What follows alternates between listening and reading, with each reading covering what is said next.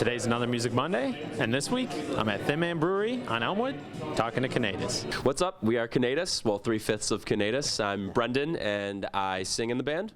Yep, I'm Matt, and I play bass and also sing.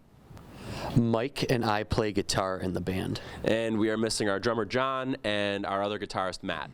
Two Matts.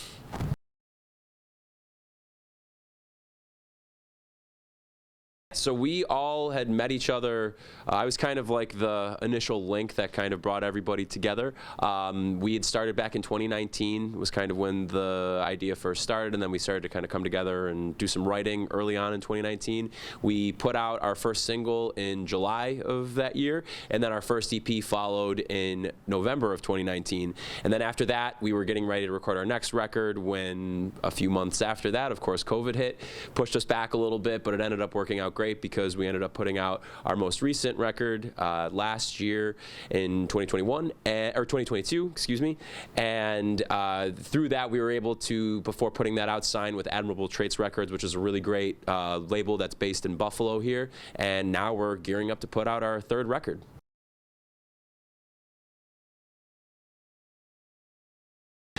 So we're anticipating it being out this summer. We already have a couple of the songs tracked. We're really, really excited about it. It feels like this is kind of a culmination of the first two records, you know, where we're really kind of finding our footing a little bit, and then this is us kind of taking that step and putting all of the best parts of those records into this new one now, and we're taking a lot of the elements that we really love the most about our music and that we want to kind of explore further, and we think that, like I said, this is kind of like that perfect culmination of what we've really been building for these past 4 or 5 years now.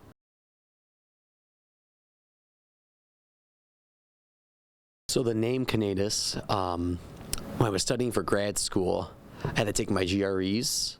I had this brilliant idea, I know, failed on me, foolproof, but it's just study Latin roots of words, you know, you'll do great on like the vocab section. I do not recommend it. Just go outside and meet friends instead, like waste of time. Did not help me out whatsoever. Yeah, Canetis is Latin for sound. Because we were thinking about a space name, very spacey. There was probably, I mean, we went, what was it, Matt, like probably like a month or two of just trying to like figure out names, and every time we would come upon a name that we all really liked, it would be taken by somebody else or whatever. So do you have anything else you want to? No, not much. The name thing was tough. It took a while, and I don't know. Like we finally got back to the whole like Mike said, you know, find something that's kind of like a personal connection and it sounds different. And I guess it stuck, right? Yeah, we just needed a name, and that was the first one that we came across, that there wasn't like a bunch of other bands or one or two that had it. And so it was at that point we were already writing a lot, and it was like, God, we got to just get this over with and get a name. And so we came across that, and it stuck.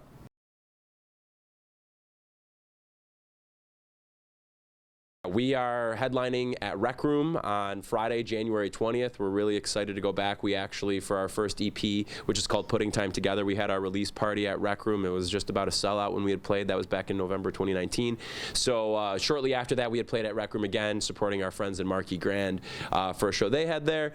But we haven't been back since 2020, so it's almost 3 years to the day that we'll be playing at Rec Room. And so we're really, really excited for it. John and Matt, who are, as I said before, the other two members of the band, they're both based in New York City, from here originally, and they both live there now. But so they'll be back for that. We'll be back at full force, and gonna be playing some of the new music on the new record, which we're really, really excited about, and can't wait to kind of keep playing and showing. We haven't actually had like a proper show. Well, we played at Music is Art back in September, and then prior to that, we played at Cobblestone Live in July, which were both incredible experiences. We were supposed to have like an actual venue show right before Christmas on December 23rd. Really great lineup with a couple of the wonderful artists who you've already included in this segment, in Pro Social and Previous Love, but that obviously ended up getting canceled due to the snow hurricane that we had. But we're really hyped about it, though. We can't wait. It's going to be really, really fun. Great lineup on there, and we're just excited to be back and playing on stage.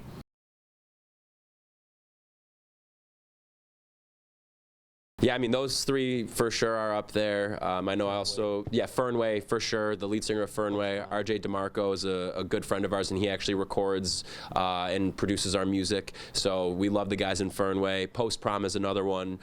Grace Greenan is really great as well. There's like a lot. I mean, we play out with tons of bands here. Who else am I thinking of? Amateur Hockey Club. Yeah, Amateur Hockey Club is great too. You got anybody else? We said Previous Love. Elemantra, of course. Oh my gosh, we love Elemantra guys. Those guys are awesome dudes. On top of that, I mean, there's so many. Like Tuesday Night is another one, for example. They're an incredible duo. Really tight with them.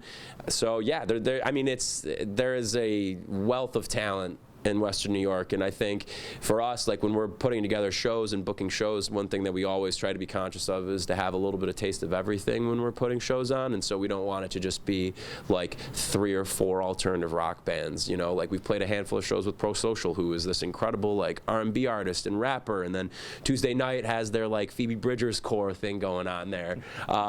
So it's, you know, we like to have a good mix of it, and it's important to do that because, like I said, there's just such an incredible variety. Oh, Pink Droid is another one, formerly T Savage, a good friend of ours, Terrell. There's just so many amazing artists in Buffalo that we not only like have gotten to like play with, but just also love to go see. So we always like to be sure that, you know, we're incorporating that into the bills that we book and making sure that it's nice and diverse and everybody gets a little taste of something different.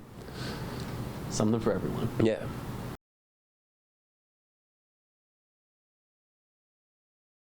Whew, I mean, Nietzsche's for sure. Yeah, Buffalo Ironworks is where we had our second release show. That was back in March of last year of 2022. Ironworks is great. The whole crew there is amazing. And then through that, we ended up getting the gig with Cobblestone Live. So obviously, that whole crew there with 26 Productions is amazing. Mohawk Place for sure. We love Nietzsche's also. Nietzsche's is great. I mean, gosh, like those are the ones I think that immediately come to mind. Yeah, for sure. We're here right now at Thin Man Brewery, which is one of our, as like a band collectively, all of us, one of our favorite bars.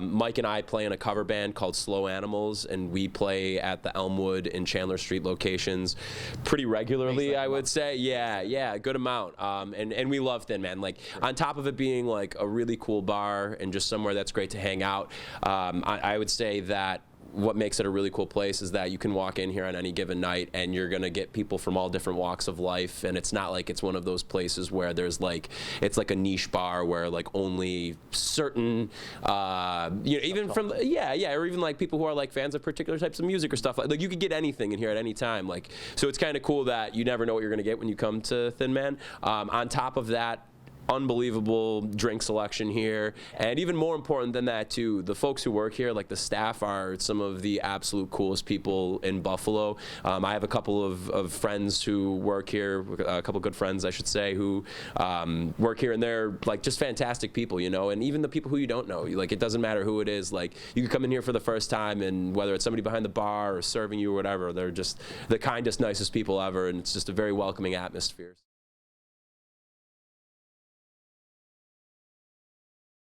I honestly probably bet that answer is going to vary from member to member. I don't know. What do you think, Matt? I don't know. It's tough. I mean, I don't know if I want to say Warning Call is my favorite to play live, but it might be my favorite to hear ourselves play live, because it's probably our biggest hit, at least with, you know, the local fan base.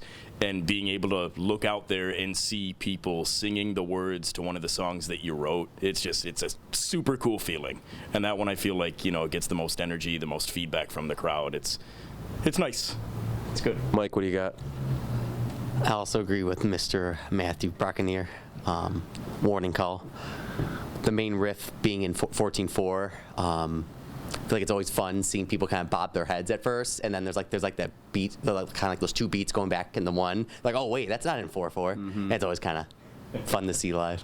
All right, I'll try and switch it up for mine then, because I was gonna say the same thing. Like, it's definitely really special, like just having a song that people actually care about enough to know the words to, like that. And there's a few of our songs like that, but that's the one that, like, we can go to a show and just like see people who we don't know singing in. It's kind of wild. That was definitely the case at like Music is Art this year, and Cobblestone Live for that matter. But I'm gonna say I'll go with one on the We'll go with actually a new one. We've only done it once, but we have a new song coming out on the new EP. It's called Meet Me at Midnight. And while we've only played it once, I am super hyped about it. And I think that it will quickly become a song that is going to be one of our favorites. But that one's definitely up there. I would say also we have a song called Falling Through, which is the closing track on our second EP. And that's just like a really, really big sounding song, especially in the chorus.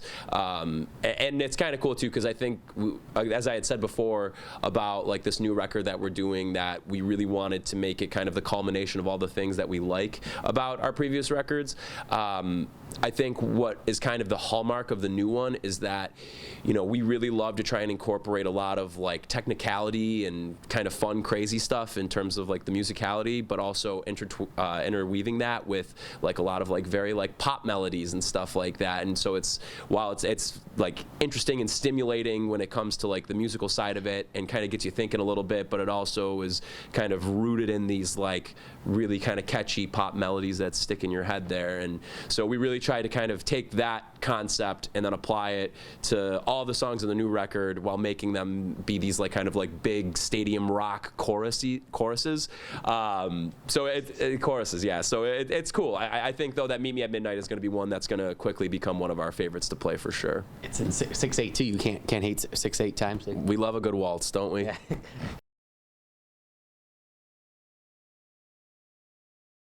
Again, we all just have like such crazy different music tastes. Like, and I that also goes for John and Matt too. The five of us all kind of have our own little niche things there that we like. So I'm gonna guess it's gonna be different for everybody. But Death Cab for Cutie. Classic Mike answer. Probably after that, maybe put a post rock. I listened to a lot of post rock like music growing up. Probably Explosions in the Sky. I would have A Great Big Pile of Leaves, which is another alt rock band I really enjoy, and Us. Love it. I'm going to go with, to Matt's point about it being a weird mix, I would say, along with Us, The Strokes, because they're probably my favorite band. That's an easy layup. But for switching it up a little bit, I'll say, like, I mean, it could be anybody, like Lauryn Hill would totally be, or like Kendrick Lamar, SZA also. Those are just three. I've seen Kendrick Lamar before, but I haven't seen Lauryn Hill and SZA, and they're probably at the top of my concert bucket list. And so being able to play a show with them would be pretty incredible. And we'll throw Paul McCartney in there too. Let's just like skyrocket the budget here, Yeah, no. In line with Brendan mentioning the big stadium rocky chorus vibes, give me Oasis for one of the bands. God, I love you. Oh, I know. And there's another a group that our producer engineer RJ just made us aware of. They're called The Midnight, and they're very like I don't know. They kind of have a big '80s vibe. A lot of synth stuff. They have a sax player, and it's just another big like hard hitting, really full sound. I think it'd be a really cool vibe to play with.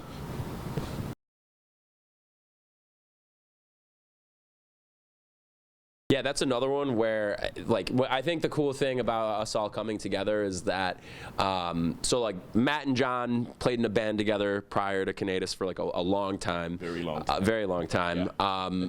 Mike and I met them through like my first band, through that, and became friends with them, God, probably like 11 years ago now, which is gross to think about. Crazy.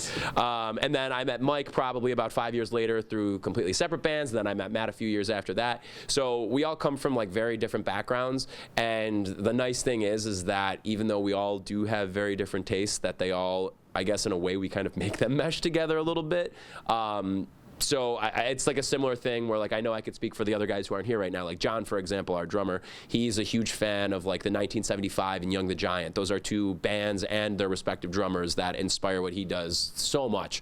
And you could totally hear it in his playing too. For Matt Sasha, our other guitar player, he's a huge fan of Interpol, Queens of the Stone Age. In terms of guitar players, like Johnny Marr is somebody who I know that he really loves a lot. Same thing with the Strokes too. He loves the Strokes. For myself, I would say obviously the Strokes are a huge influence, as I had mentioned before. Oasis too.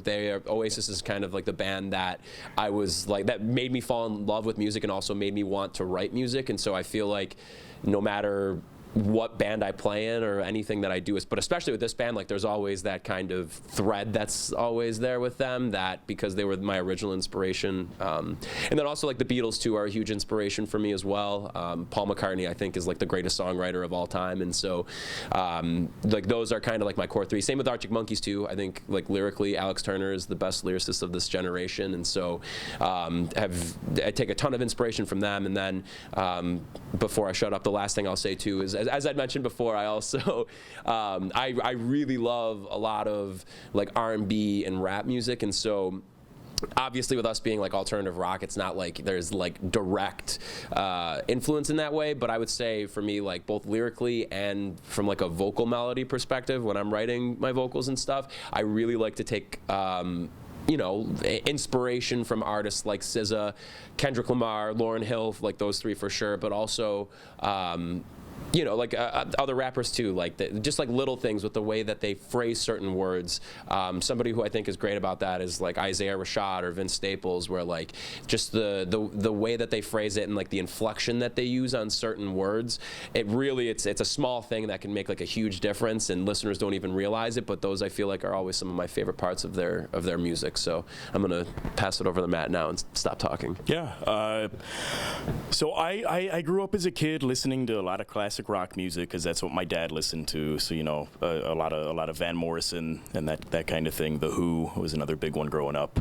But I also played trumpet as a kid since probably 4th grade, and I still do from time to time. So I have a lot of the jazz background and that kind of influence. So for me, you know, tying back into the classic rock thing, Chicago is probably, you know, my favorite band of all time. Just like the way their instrumentals and the compositions they write, it's kind of like many little symphonies all within one song. And I just, you know, from that era especially, and they still tour, they're probably one of the greatest American rock bands of all time in terms of just like songwriting and longevity, obviously my opinion, but still feeding into the, you know, the instrumental and the jazz fusion-y type of vibe. My current probably main listening thing and influence is Snarky Puppy, and they're just a big, you know, however many piece you want to call it, jazz fusion ensemble, and they feature so many different stupidly talented musicians, and just watching them play, it's an experience. If you ever get a chance to go see them live, I believe they're going to be at Town Ballroom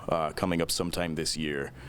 But it's mind-blowing, and again, as somebody who is really into, you know, listening down to the instrumentals and hearing all the little different idiosyncrasies and all the just there's so many different layers that you don't even think of that can go into that kind of a song. It's just, I don't know. It's tough to base your playing around that, but when you play, you always think back to, oh, this band does so many really different cool things. How can I tie that into what we're doing today?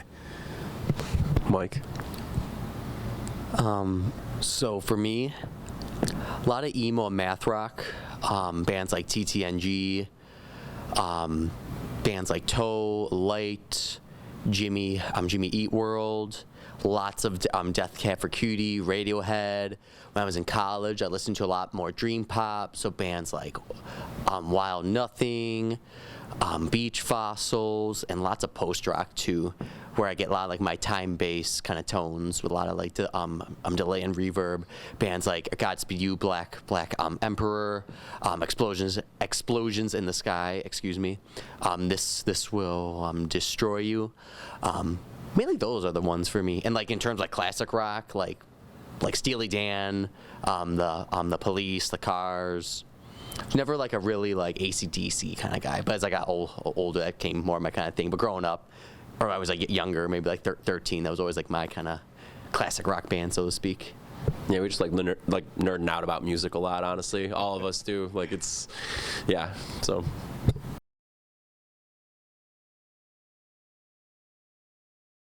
But please check out our music. You could, whatever streaming platform you're on, whether it's Spotify, Apple Music, Google Play, Amazon, whatever, like you'll find us on there. Canetis, Canetis, and our first record's called Putting Time Together. Our second one is called, what the hell is the name of the second one again? Oh my God. Chasing Moonlight.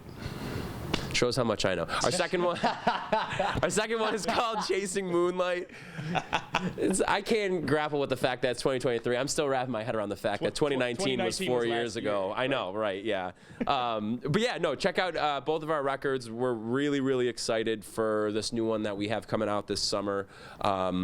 We really can't wait. Again, it's going to be out on our record label, Admirable Traits Records, which, again, like, check out Admirable Traits and the roster of artists there. There's so many. Oh, now I'm thinking of other ones. Cooler's another band we love, too. Humble Braggers. Yeah. 100 Plus Club. But, yeah, no, so please check out our music. We'd very much appreciate it. If you're on social media, you could find us on Facebook, Twitter, and Instagram at Canetis Buffalo. And we'd love to see you at a show. We'll be playing, like we said, this coming Friday night, January 20th, at Rec Room. It's going to be a really, really great time. Great lineup on there. We're going to be playing some new music, so we'd love for everybody to come out, and we'll hopefully see you at a show. And if you do come out, come say what's up to us.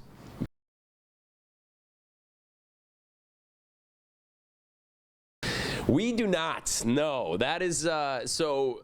For the first two, what we did, and I think we're gonna probably follow suit with this because we like when bands do this. Both of them are named after lines in songs, and so for the first one, Putting Time Together, that comes from the song Hindsight on that record, and then for our second one, for Chasing Moonlight, the first words of the EP are Chasing Moonlight, and so not only do we think it sounded cool, but it just kind of made sense that the record opens up with the name of it, and then does not get referenced again throughout the entirety of it. So we're writing-wise, we're like just about done with it, and so I think we're kind of getting to the point now that as we're going through the recording process and everything, we're going to start zeroing in on some ideas, and then just through process of elimination, we'll get to the one we ultimately want to do. But yes, no, TBD. We will have that very, very soon, but we're looking at probably like June or July for putting it out. So we're so excited for it. We have some really cool shows coming up too. We're going to be playing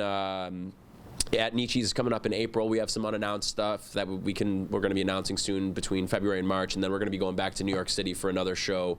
We're going to be headlining at Arlene's Grocery in the Lower East Side in June, which we're thinking is going to probably be like a couple weeks before the EP comes out. So we're really, really excited for it. That was Canetis. I'll have links to their music down below. And for Music Monday, I'm Adam Duke, News 4.